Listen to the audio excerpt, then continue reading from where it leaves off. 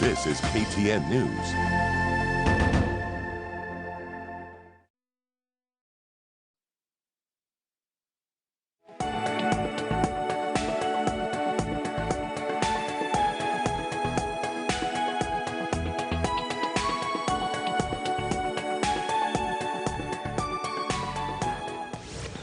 Welcome back to KTN News Center. So let's get straight away into that rent hike proposal that has been given by the Auditor General. And occupants of government houses will soon pay higher rents if recommendations by the Auditor General, Nancy Gathungu, are implemented. The Auditor General, who wants the amount paid for the houses updated to reflect current market rates, has faulted the State Department for Housing and Urban Development for failing to review the rents over the past 2 decades. In her 2019-2020 National Government Audit Report, Ms. Gathungu notes the State Department has been losing hundreds of millions over the years due to the failure to review rates and to create a framework to ensure proper management of the houses. The Auditor General further observes that the current rates cannot keep up with maintenance costs. Government houses are among the cheapest.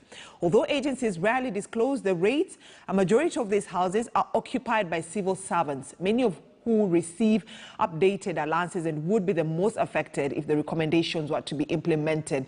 So let's talk to Nyatike Member of Parliament Tom Odege, who is also the Secretary General of the Kenya Civil Servants. And Mheshimiwa, thank you for joining us here this morning. Thank you. Good morning. Morning, Brenda. So now the Auditor General has given a proposal that is not auguring well with civil servants who've been employed by the government. Definitely civil servants are employed by the government. But I'd like to pick your mind on this proposal by the Auditor General. What is your take?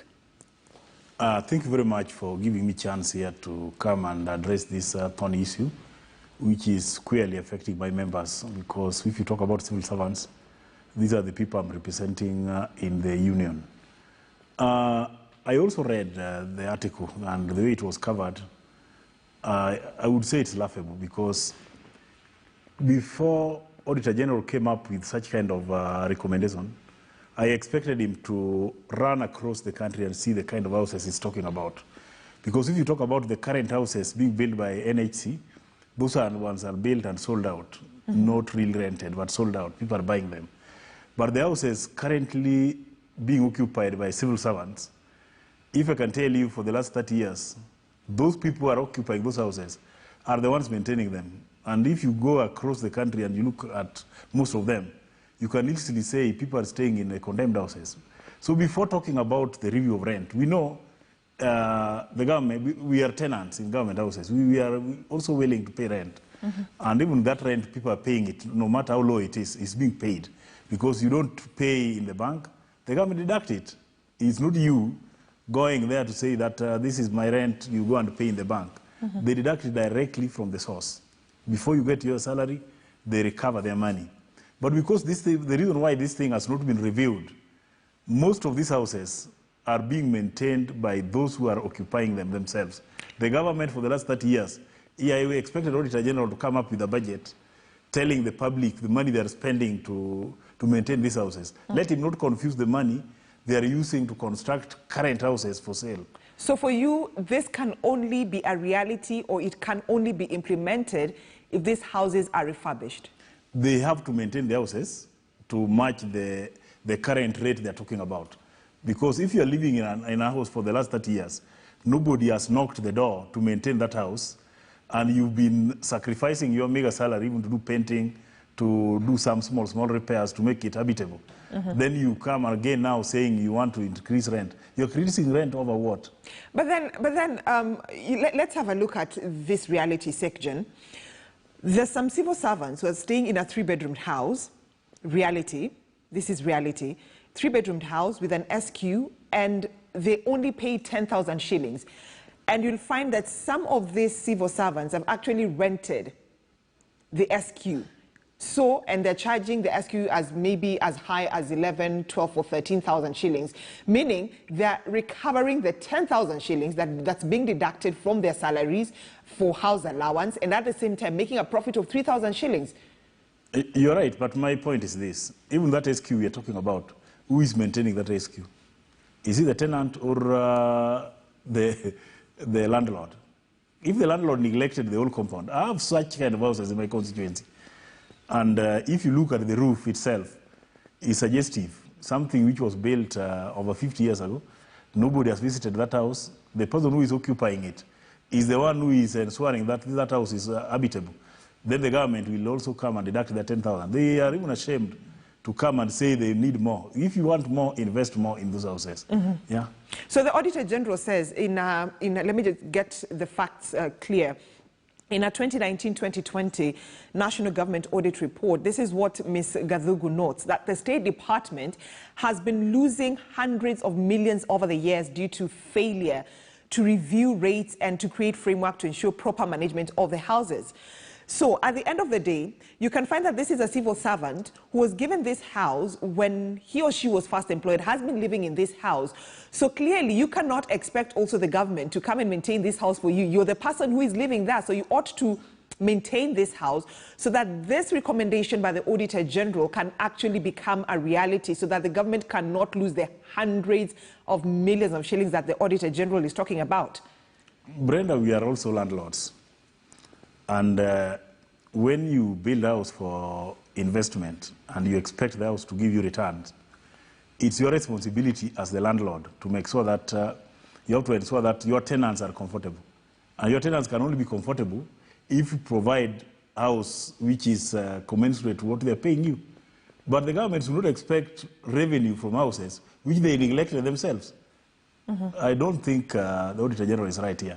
I expected him to recommend refurbishing of those houses first, then we talk about rent. But that is the same thing that she's talked about, the maintenance cost, because she says that the current rates cannot keep up with the maintenance cost, because you were saying, as you're the Secretary General of the Civil Servants, of the Union of the Kenya Civil Servants, the Auditor General is saying, yes, you want us to maintain the houses for you so that you can pay the recommendation that you're putting forth, but also what you're giving, what you're paying at the end of the month cannot be used to maintain the houses. Okay. You know, even if you want a house to get you more rent, you don't expect people to increase rent to maintain the house. You budget for the maintenance first. After maintaining the house, then now you talk about hiking the rent. But you don't expect rent to be paid to you, then you return it back to maintain the house. You maintain the house first, then you convince the tenants that now it's worth this amount. So make it clear for me. What you're saying is that the government maintains the house first, then increases the rent. But on the other hand, the Auditor General is saying, and that is why I asked you that question, that the amount that some of the civil servants, because not all civil servants pay the same rent for the houses they live in, the amount that some of these civil servants pay cannot be used even to maintain. So how do you expect the government to do the maintenance, yet what you're giving at the end of the month is very little? I agree with you, but I'm also in Parliament where we appropriate money for housing. What the government should do first, let them come up with a budget. They improve their houses, then they negotiate for the rent to increase. Because you don't increase the rent when somebody has been maintaining that house himself. You will not convince him. Because this house, I've been staying in it for the last 30 years. I've never seen a fundi visiting this house to repair anything. If there is a leak on the roof, I do it myself. If there is a need for paint, I do it myself. If there are potholes on the floor, I do it myself. Then you tell me I pay you more. Before I pay you more, come and show the responsibility that you can also do these ones for me. Then I give you more because I know you are paying back. But if you want more and I'm not seeing you offering any value to the house, it's pointless, and I don't think the government's right here. But let them not confuse people with the current houses they are building. The current houses they are building is purely for sale. So those houses which are rented are very old houses in the bucket there. The current ones, even if you rent it, those people who have rented them are paying market rate. All right. But then you do agree with me that government houses are among the cheapest, you know, although agencies rarely, they don't disclose the rates of those government houses. But then a majority of those houses, Honorable Odege, are occupied by civil servants, many of whom, the reality is, the fact is, receive updated allowances and would be the most affected if the recommendation by the Auditor General is implemented. Maybe you're not aware. Can I tell you today, seated here, that house allowance in the government is still the poorest. We still have people who are earning house allowance in the government of 2,500. And if you give them government house and you expect them to pay you 10, where will they get that 10 from? And again, let us not also take this away from the government. It will also be the responsibility of the government to ensure that people have affordable housing. And affordable housing should go with what the government is also paying you. They should not look for the market rate where they are paying you money, which cannot pay the house they have given you. They should just go for your house allowance and allow you to stay in that house because you are working for them. All right. I'd like to pick your mind on something very important that the Auditor General also put forth. And let me just read it to you. This is what she says. Actually, she found fault. She also faulted the Housing Department for failing to create a framework to ensure revenues from rent are deposited at the National Treasury. So, which begs the question. You know, like, I know you know I'm heading to with this question. I know, but let me ask you. I'm a civil servant. I work with Ministry of Health. And when I'm earning my salary, the house allowance is recovered from the ministry level. Do I really care where they're taking the money to? So as a Secretary General of the Union of Kenya Civil Servants, you have never questioned? Those are internal problems which the Auditor General, Treasury and the ministries can sort out themselves and should not affect any civil servant. Because they deduct the money. If they fail to remit the money to the National Treasury, then the National Treasury should ask them where they're taking the money to. And that money should not even be the National Treasury. That money should go direct to NHC, so that they now tell us the reason why they get money and they are not maintaining their own houses. So has it not been a major concern to your union, you being the SG of the Union of Kenya Civil Servants, about members' salaries are being deducted, but this money is not being channeled to the Treasury? That one is not much concern of a union. Our interest here is that our members are housed, and the money they pay is not injuring them. They pay money which is commensurate to the services they are getting. Now, how the government is messing with that money up there is none of our business. What we look for, if you touch a civil servant in his house and the salary is deducted from his slip, then we meet there. So now that the Auditor General has given the recommendations that you union officials are not in agreement with, what is the way forward? Are you going to challenge this proposal? That one is a recommendation from the Auditor General.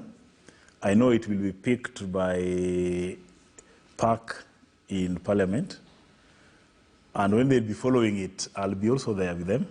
And I'll ensure that no civil servant will be affected before the houses are improved.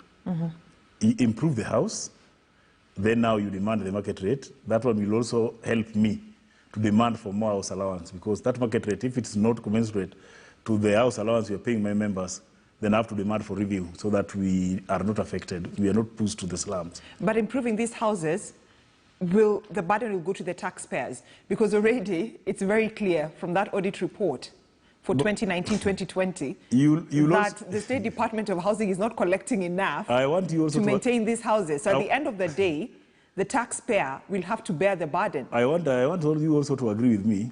The leading taxpayers in this country are civil servants. So when you talk about taxpayers, start with us. Because with us, we are not bargaining about it. They take it automatically, whether you like it or not. So the leading taxpayers in this country are the civil servants themselves. So we need the best service, which is now commensurate to the money we are paying back to the government. We are also taxpayers, and we need also to be respected because of paying tax faithfully and without any complaint. All right. So as we bring this conversation to an end, Secgen, let's talk about the reality on the ground, the impunity that we're seeing some civil servants have. And I've used the word some.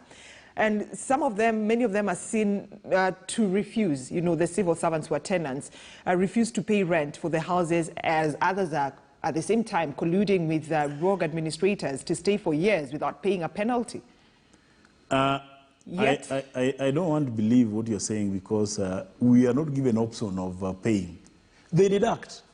So where will you get the option of paying? We don't pay, they take. And even if you talk about the review, after agreeing on the review, they deduct from the source. So if someone is saying we are not paying, it's a lie. That's why I've used the word colluding with rogue administrators for years without paying a penny. Maybe the rogue administrators can help recommend a lower rent, but there is no way you can fail to pay rent which is deducted from the source. That one is, I've never heard of that. Because this one government takes automatically from your pay slip.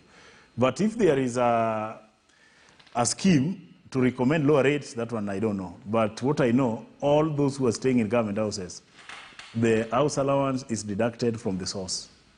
All right. Tom Odege, Nyatike Member of Parliament, who's also the Secretary General of the Union of Kenya Civil Servants. Asante sana for joining us here this morning to talk to us about civil servants who are staring at higher rents for government houses. The Auditor General says it's a high time rent was increased for civil servants who are staying in government houses as a way of the government collecting more revenues. But then, away from that, and to matters education, where parents and learners are staring at a major crisis when schools reopen next week. While parents will be shouldering the burden of raising school fees, students as well as teachers will be undergoing a major mental exhaustion caused